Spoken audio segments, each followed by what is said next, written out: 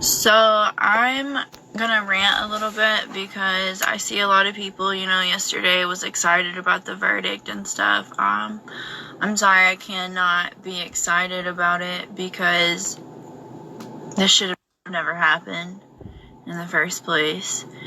And then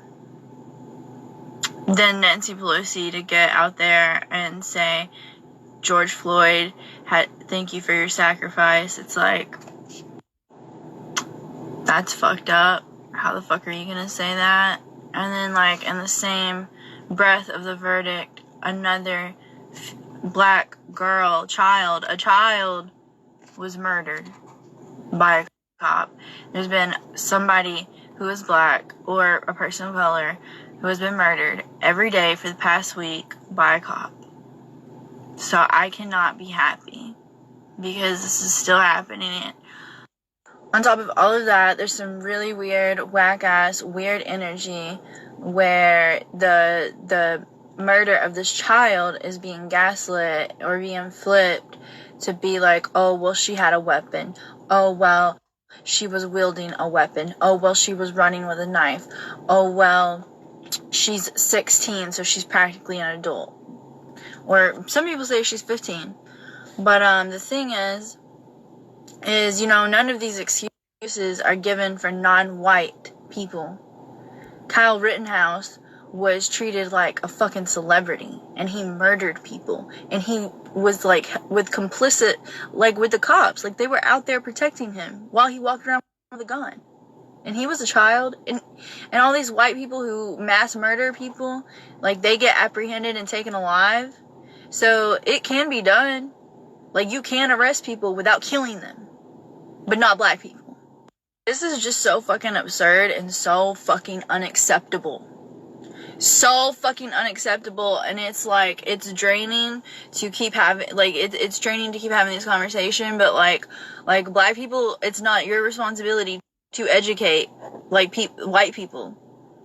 Honestly, white people need to be educating white people. White people need to be stopping this because we started it. We made fucking slavery a thing. We made racism a thing. We're literally colonizers.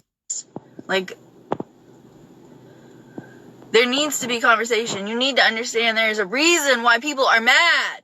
There's a reason why people are enraged. You cannot walk outside without fearing that your loved one is going to die. That your loved one is not going to make it home because a cop takes their life and then nobody does anything about it.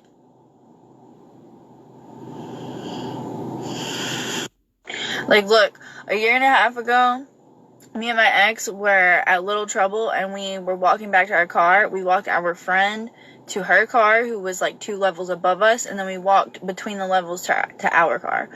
And apparently somebody had reported that a woman with my hair color was being loud in the parking lot or something like that, which was complete bullshit. And these 2 cops came to our car. It was a black female cop and an older white man cop. And short story, they pulled a gun on my ex with me sitting right here because he was getting his wallet. And they snatched my keys out of my hand, threw them on top of the roof, was pounding on the roof, yelling at us, pointing a gun at us, pointing a gun at him. And I could go deeper into that. There's so many things I could say about that. But if I had not been there, that situation probably would have been different. And even with me being there, it was still really fucking scary and really dangerous.